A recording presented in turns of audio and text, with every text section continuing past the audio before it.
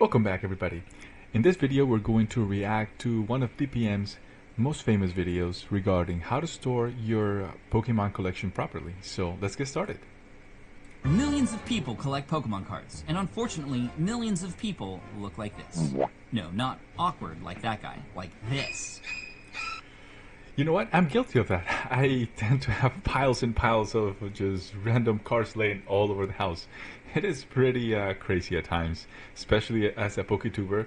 You know, I go around and I'm like, oh, what am I doing? What am I doing? Wait a second. Oh, what are these cards doing over here? And then I find cards on this side, I find cards on this side, I find cards in the car, I find cards in the kids' bedroom, I find cards under the couch, I find cards in the kitchen.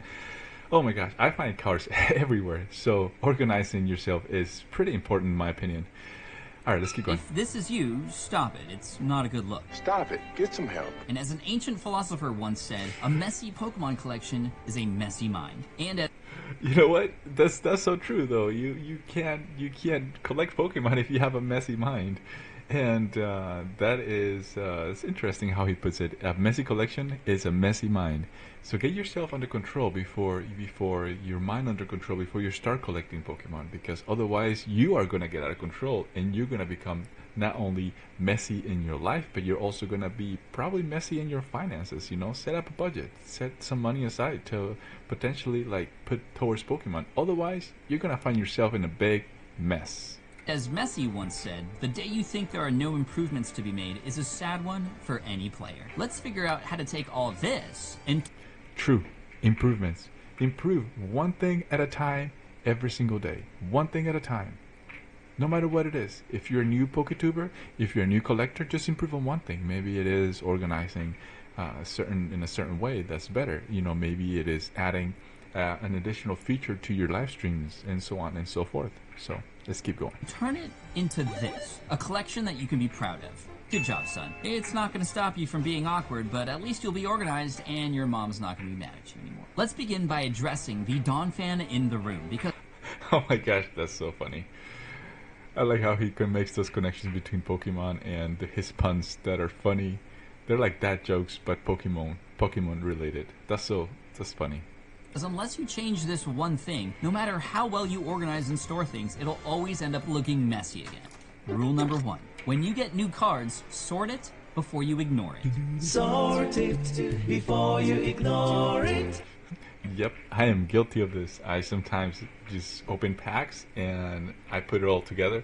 What I learned to be a good strategy for me is I take the cards, I put them to the side, and then what I do is I sort the energies, the code cards to the side, and then I put all the commons and uncommons right away as I'm opening the packs, just to help me get organized in like from the beginning. That way I don't ignore it later, because it does take time to sort your cards. Imagine coming home from the grocery store and just leaving everything on the counter. First of all, your mom's gonna yell at you. Second, it'll be harder to find what you need. Ma, where are the avocados? And third, you're gonna forget what you got, and that alchemy is gonna be melted. Yeah, definitely. You know, the cards, if you don't sort them, they're gonna get all destroyed and wet and dirty. You know, sometimes you find them on the ground. Maybe there's a good card that you need it for a collection or something. So being able to find your cards when you need them is very important. Oh no. Sort it before you ignore it. I love his jingles, like all the time. Like he's got all these different jingles and they're just amazing. How does he come up with this stuff, guys? Comment below, let me know. Does he have a way to do it? Because I want to learn how to do that too. You know, I am not a great singer, but I love all his jingles and they're catchy. Of course, in order to sort, you need a place to store everything. And one thing we haven't talked about yet on the channel is your bulk. You know, all the commons and uncommons you ignore because you're too busy panning for gold.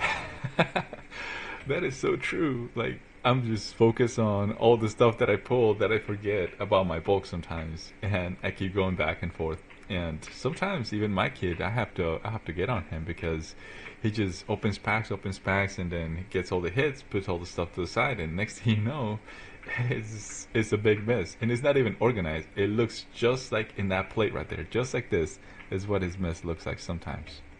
Oh, you got gold! You got gold! Let's go! It's gold! Let's go! I gotta do this because he found gold. I think it's this. 1 second. I was able to figure this out from DPM, so bear with me. There we go. It's the sheesh, if you can hear it. Or let's do this other one. Alright, ready? Let's go. I'm collecting them because they're simple and beautiful and because they make me happy. Alright, back to the video. Rule number 2, define your bulk strategy. I put all of my bulk Pokemon cards into these storage boxes and save them until card party, where they get given away. But that's just...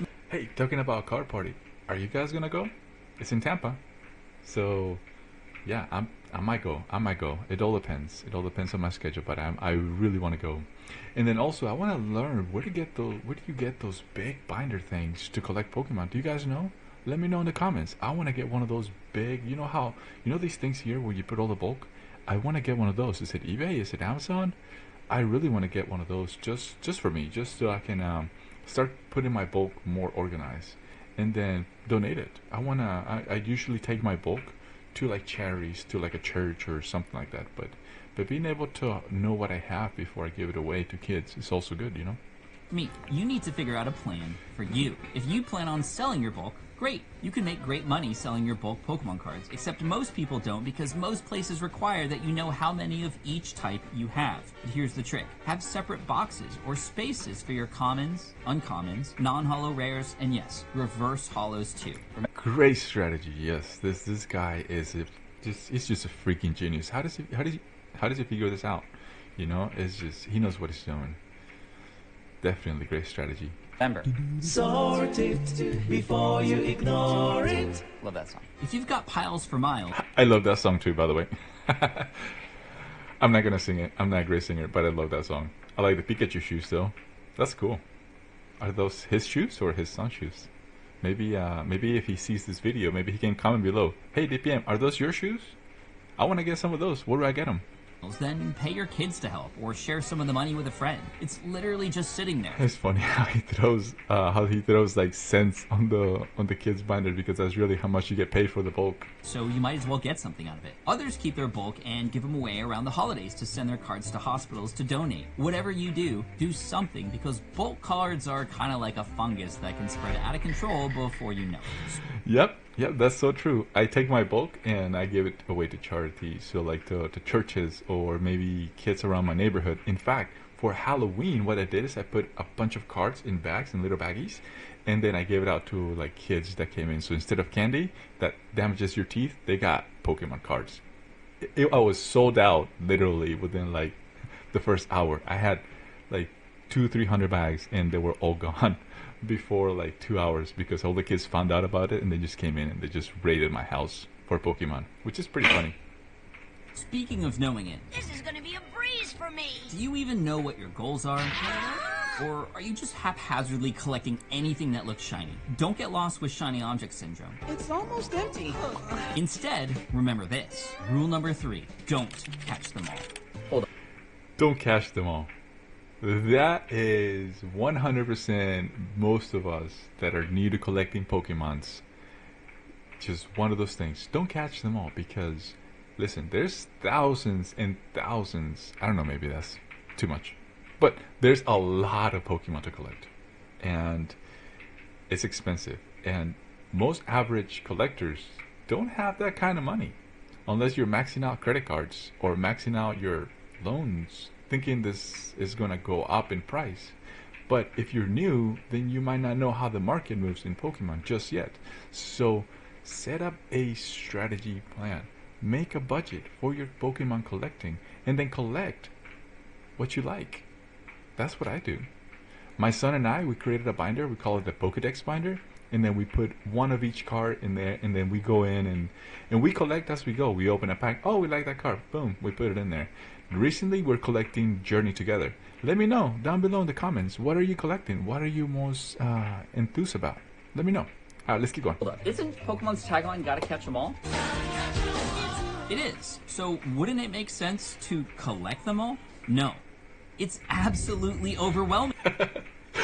I love how he put no Pat 2023. That's awesome. And it's very common to get collector's fatigue trying to get a little bit of everything. It's like drinking water from a fire hose. Take your refill. Here is the Can I get a refill? It gets all sprayed in the face. That's awesome. I love it. answer. Pick a lane and focus on one thing at a time. Maybe it's a particular set of Pokemon, like a vintage set from back in the day, or one that's a little bit more modern. Maybe it's gold cards, or alternate art cards, or get... Oh, those are expensive. Those alternate art cards are... That Rayquaza right there was like $500. That's if you got money. So, I would say start low. Start at the very bottom. You know, collect something you enjoy. Maybe like some commons, some rares, something like that, or a set that is not as intense. Journey Together is a good set to start with because right now the most expensive card is like $350, which is Lily's Clefairy. So, just start slow. Don't try to collect everything at once. Open packs are fun, but don't collect them all. Just focus on something small, then build on it. That's how we've been doing it for us, and it's been working very well. getting all the cards of one type of Pokemon, or maybe something like this. My name's Crystal Collects. I'm a big Rayquaza collector, and my goal... Oh wow, that's a nice Rayquaza collection. I love it. Wow, wow. I think those are different languages, isn't it? is to collect all the different Rayquaza cards in different languages from around the world. Whatever it is, though, when you figure that out, it becomes a lot more fun. You're more Definitely fun. Don't stop having fun collecting. If you find out that you're collecting and you're like, oh man, what does the bank account look like? Because it all revolves about money. Pokemon and money are tied together, side by side. So if you stop having fun, maybe it's a time to pause and look at your collection and then think about it. Maybe you need to sell some of those cards to recoup some of that money, right? If you are going to do it, comment down below. Hit me up on Discord. I can help you like get prices on cards. I can help you, join my live streams. Ask me a question. I can definitely help you with all that stuff. And then what's the best method to sell depending on what your goals are and what you're trying to do. Me personally, I sell on eBay. I sell on different platforms like Shopify and whatnot, but not on whatnot, but sometimes depends. So, all right, let's keep on. focused. You're not going to waste as much money, and honestly, it's more enjoyable too. Especially once you hit a goal and move on to your next one, which happens faster when you're focused. Now, I'm not a fortune teller, but I can almost guarantee that at some point in your collection journey, you're going to wonder, should I sell this or should I keep it? Should I sell it or should I keep it with me? I was trying. I tried. I was trying to make a jingle, but as you can see, I'm not very good at it. That is a good Starmie. Actually, I have that Starmie right here, but I have it in English. I don't know if you can see this or not, but there it is. I have this Starmie. Let me double check. Make sure you guys can see this. I have a Starmie right there. Yay. There we go. You guys can see it now. All right. Let's keep going. For some items, your answer may be never in a million years. But for other parts of your collection, this could be hard. And honestly, I struggle with this question too, which is why one of those never in a million years cards, guys, is my Meditite. I absolutely love Meditite. Meditite is one of my favorite Pokemon. And this one, I don't know if you guys can see it very well, but this is a Meditite. Let me see if I can bring it closer. There it is. There it is. Meditite. It's a 9. PSA 9. And then my other card is a Mesprit. I love this other card too. Mesprit. It's pretty cool. Pretty cool card. Back at 9. Alright, let's keep going. A few more minutes to go. Oh, I just dropped something. Let's go. I asked a bunch of my friends to see what they think. In my collection, In my collection, I enjoy picking up sealed product, especially old school vintage product. I mean, Pokéreb. He's got a lot of money. He can pick up whatever he wants, honestly. Do you agree? And unique things that you don't see every day. I hold on to items rather than sell them if it's something I've wanted for a really long time. I tend to hold on to things that have more sentimental value to me rather than monetary ones. I have this very special box that's called the Fanny Box. It's filled with a bunch of different cards, a lot of cheap cards, but also a lot of valuable cards as well. Or I've had to go on a big journey to get that particular item. There's a story behind it, basically. The value of this box doesn't really matter to me. I will never sell this box because the memories that I've made are irreplaceable. As for cards, I like how he said the memories that I make are irreplaceable. So make memories with your Pokemon collection as you go. For me, it's my kid and I. We collect together and we make memories together. And those are the moments that matter the most. So I do enjoy different artworks and different styles, and if I'm completing a binder, I'm going to keep every card from that set. If I had to choose a hard rule on when I'm actually going to sell something, I might go with like a 2x or 3x multiplier in profit from when I initially purchased it, and maybe I'll take those monies and reposition and put it into something that maybe is newer or different and I think has legs for the future. True, so true. Knowing when to sell is very important. Knowing when to sell your Pokemon collection is very important. So you might collect something thinking it's gonna go up in value. One of the things I can tell you is never give in to the hype. Never buy with the hype, because when the hype is up, you think it's gonna be good because that's what everybody's thinking, and you know what's gonna happen? It's actually going to go down. It's gonna decrease. So don't buy into the hype. And as for Mr. Mimes, they go on the tree and I sell them. Here's the thing. Knowing when to sell is different for everybody at different times. The rule here is simple. Rule number 4. Review your collection on the regular and decide what matters most to you. If you're trying to sell some of your cards, I know there's a lot of other factors involved, like market conditions, where to sell, and things like that. And honestly, there are a lot of other collectors in the space who could speak to those things way better than I can. Yep, absolutely. I do follow a lot of Poketubers that do a lot of studies that are, you know, I think one of them is Phil's Collectibles. I might put the link down in the description, but he is pretty good at letting you know what the market is going to look like on certain things, because that is his background. So being able to look at the market from another YouTuber perspective and then making your own informed decisions is going to go a long way when you're trying to sell your collection. I'll link to some of my favorites in the description below. But again, markets will change, as will you. So regularly review what you have. Use an app like Collector to keep track of your collection. That's funny because I also use Collector. I love using Collector. That's how I track most of the prices. And even though the prices are average, in a sense, they're not like what the actual market is at the moment. It gives you a good snapshot just for entry level. Like if you're trying to come into Pokemon collecting and you don't know where to start, Collector is a good way. Now, I'm not sponsored by them. I'm just piggybacking on what he says. They are pretty good, and I have noticed, you know, being able to know what you have in your collection at a moment's notice. Like, oh, I have that card. Oh, you talk to a vendor. Oh, like, yep, I can get that for you. And then you link up later because you know and you have your collection literally all at your palm. You can search and everything. So Collector, really good. And its value over time, and make your decisions from there. Collecting Pokemon cards is super fun, but it's also hard, especially when there are so many other people out there sharing their collections publicly on YouTube, on social media, on Reddit. That is one of the things I'm going to tell you guys. Don't compare yourself to everybody else. Compare yourself to yourself maybe a week ago, or maybe a day ago, or a month ago. Compare your collection to your own collection, and that way you can see how much progress you have made. Don't ever compare yourself to somebody else. It's just gonna leave you defeated, because there's people out there that have much bigger collections, like he's saying, you know? And even in your own neighborhood. Yes, it can be inspirational, but in most cases, when we see somebody else's collection, it is so easy to say to yourself, this guy's collection is way better than mine. Even he's saying that. But I think he staged that one because he only has one card in his binder. Well, what do you have? Comparing your collection to someone else's does nothing. That's such a troll card too. Thing positive. You either get super jealous or you come across as cocky. You don't have to have what everyone else says to have. You know your collection and what your goals are better than anyone else, which takes me to the secret to success. Rule number 5, stay in your lane and don't compare your collection to others. Yep, like I just said, stay in your lane. So it goes with the budget, it goes with what you're collecting, it goes with what you like, and it goes with, you know, comparing yourself to yourself. Don't compare to others, you know? Compare it to your collection last week, last month. Oh, see? He's even saying the same thing. This is my like second or third time watching this video, but I forgot that he put this up right there. But yes, compare it to yourself.